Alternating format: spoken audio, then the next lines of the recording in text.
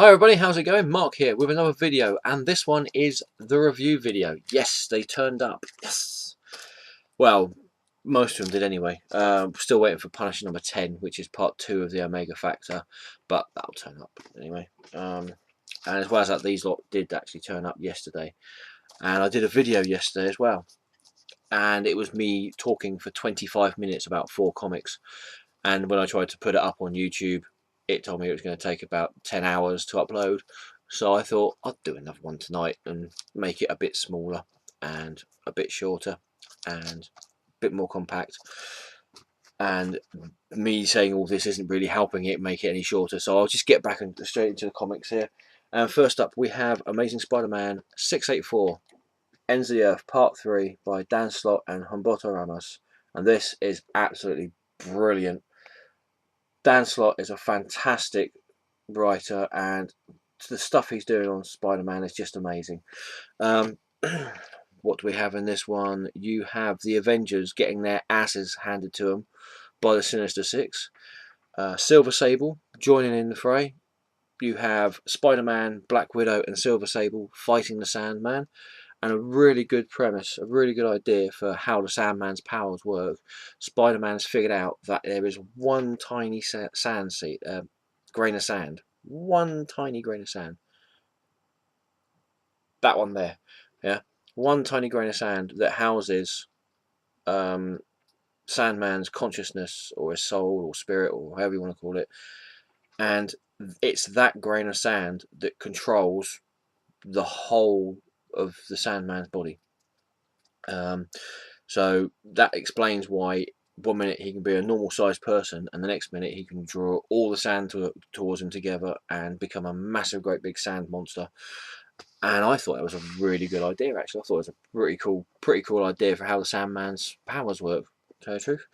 What else happens in it? We have got all the members of the United Nations, all the governments of the world, basically giving up. They wave their little white flags and they go, "We surrender." And Otto Octavius gives them basically the deal. He tells them that he will save the planet as long as they do certain things for him. Which you didn't think he was going to just out of the goodness of his heart do these sort of things for himself, did you? I mean, well, let's have a look, shall we? In here we have a picture of Dr. Octopus.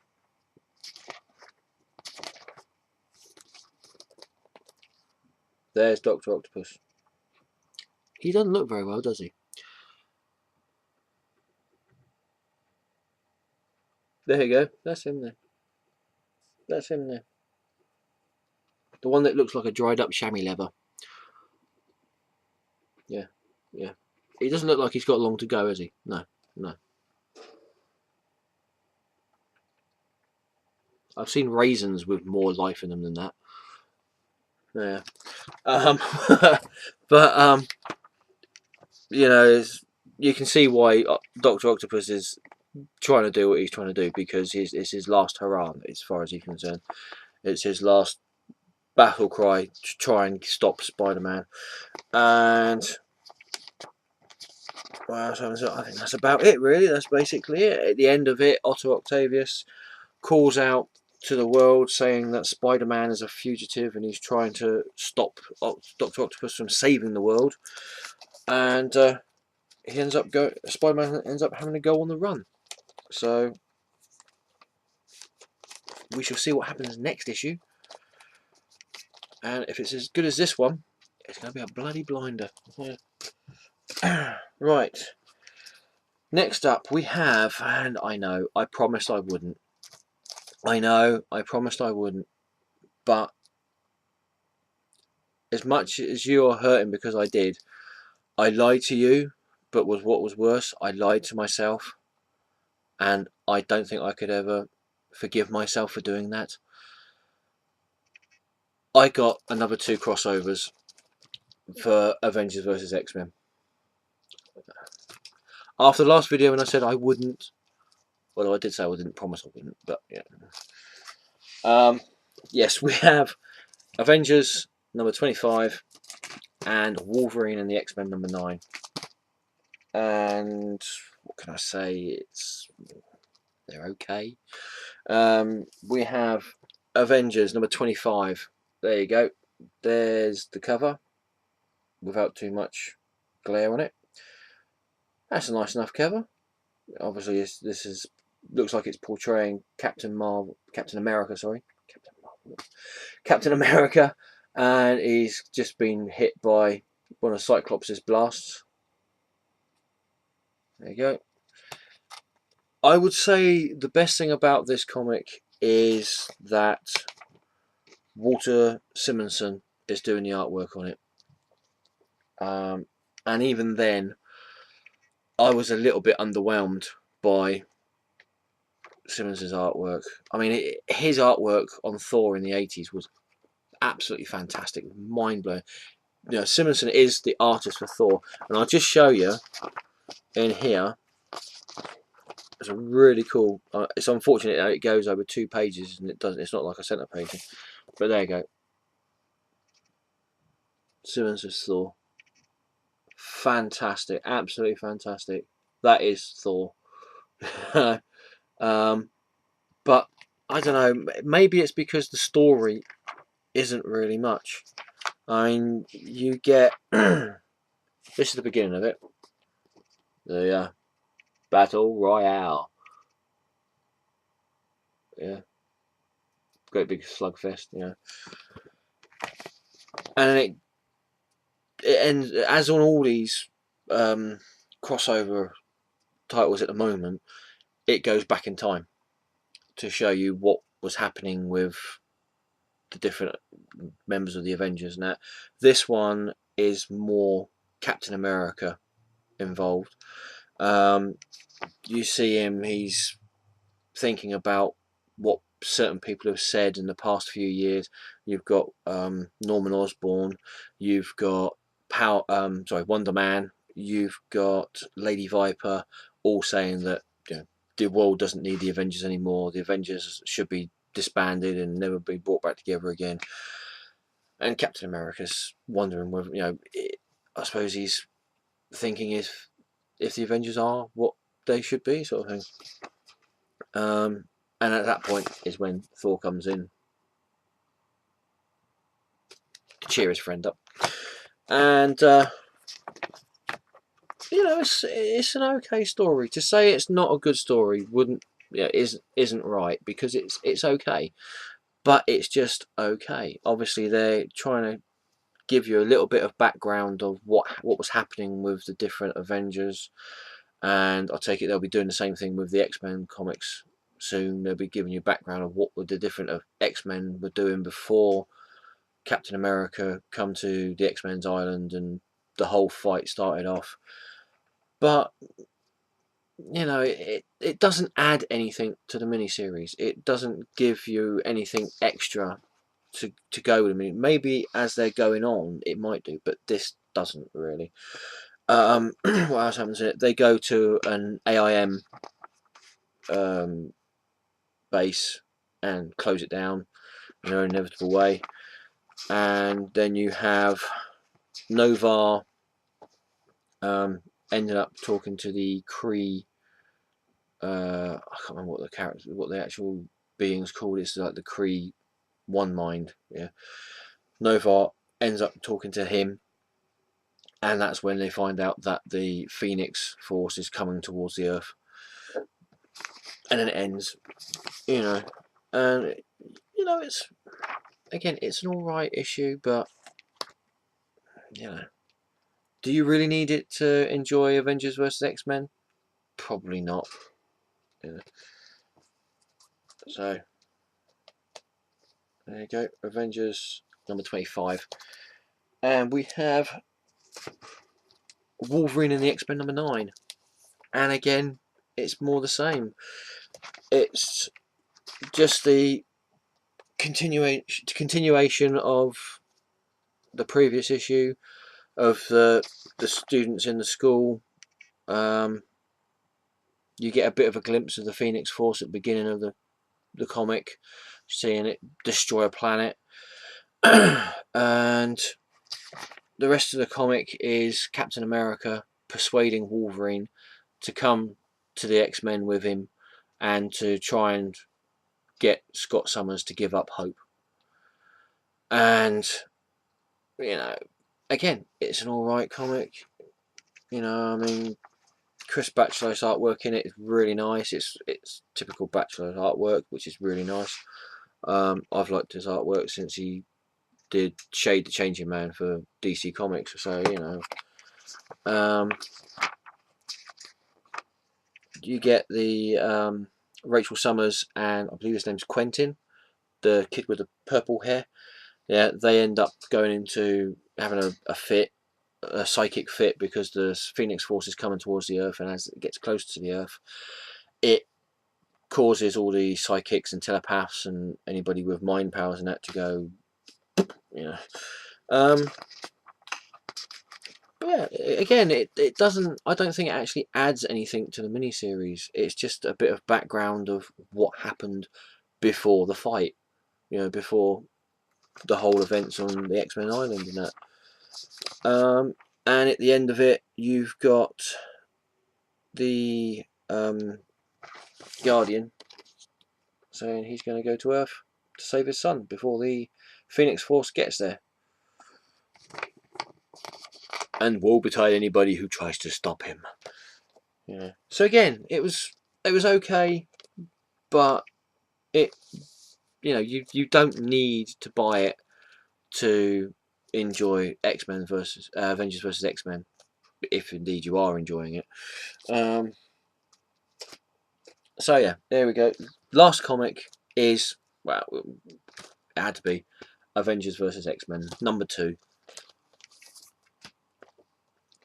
I think that's a really nice cover.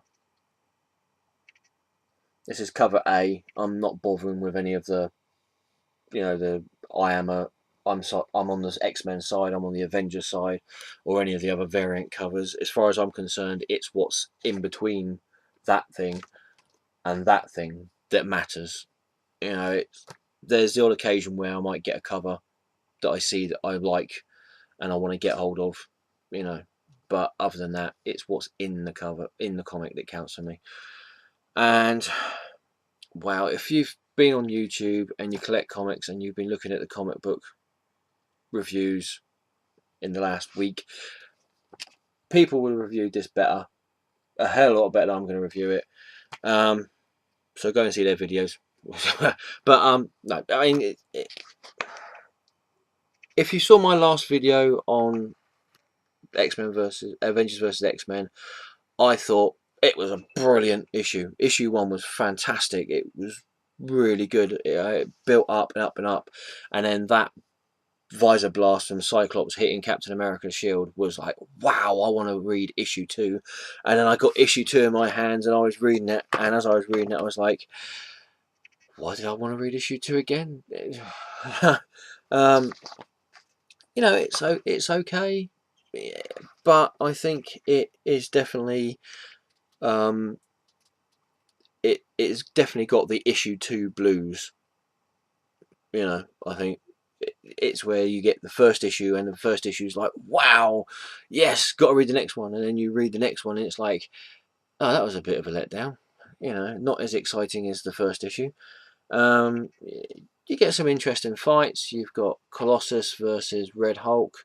You've got Emma Frost versus Iron Man. Obviously, you've got Cyclops versus Captain America. You've got Doctor Strange versus Magic. You have The Thing and Luke Cage versus Submariner. So yeah, there's some interesting bits with that. But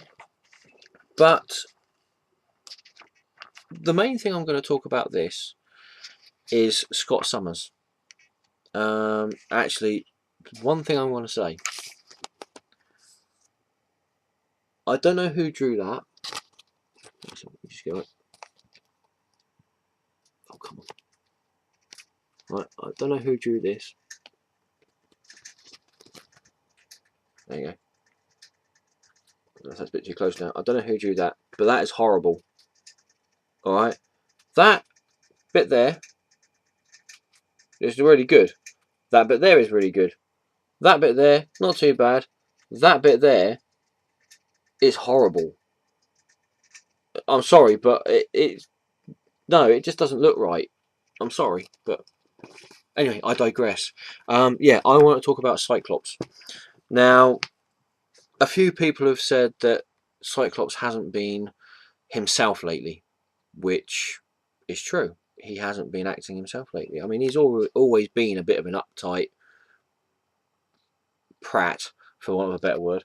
But just recently, he has been really strange, really peculiar. And there's a few people on YouTube and on the web and on the internet and that have got their own views and their own ideas and that. I have got an idea. I have got a thought of why Cyclops is acting a bit weird at the moment. He's not himself. Who's he with at the moment? Who is he shacked up with? Who's he, seeing at the moment? Emma Frost, right?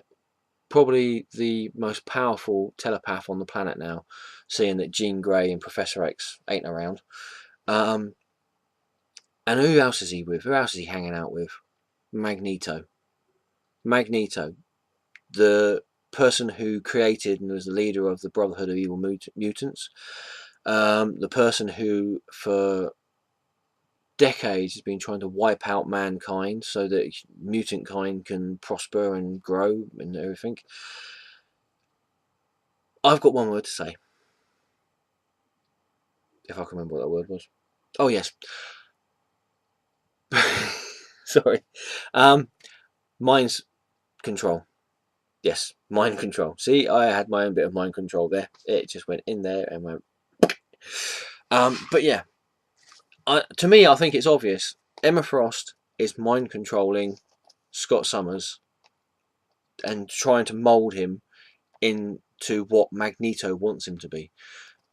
Scott Summers has said himself that, as far as he's concerned, any mutant who's got powers is a soldier.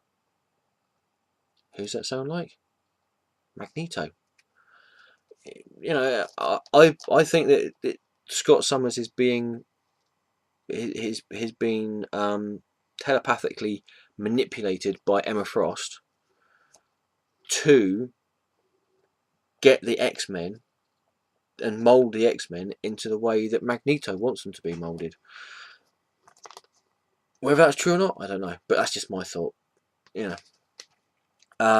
The only other thing I can think of to say about Avengers vs X-Men is I have heard rumours on the internet that this could possibly be Marvel's version of Flashpoint. I hope not. I really do. Marvel, please listen to me, right? Listen, right? I've been reading comics for 30 years, over 30 years, right? I've been reading mainly DC comics. I've been reading, and only recently I've been reading a lot more Marvel comics. But I've been reading comics for 30 years, right? You now have the oldest comic you now have you now have the oldest comic continuity in the world. Yeah, don't screw it up. Don't reboot, no matter what. You've got the Ultimate Universe. Bugger that up as much as you want. Muck that up as much as you want. Nobody's reading that. But your Earth 616, don't reboot. Alright? Don't reboot. It doesn't work. If you've got decent enough writers that can create brilliant stories, like I know you do, you don't need to reboot. Alright? This does not need to be Flashpoint Point 2. Alright? You don't need to reboot it. Don't do what DC did, because basically DC screwed up. Yeah. In my opinion, anyway. Yeah. So yeah. There you go. I mean,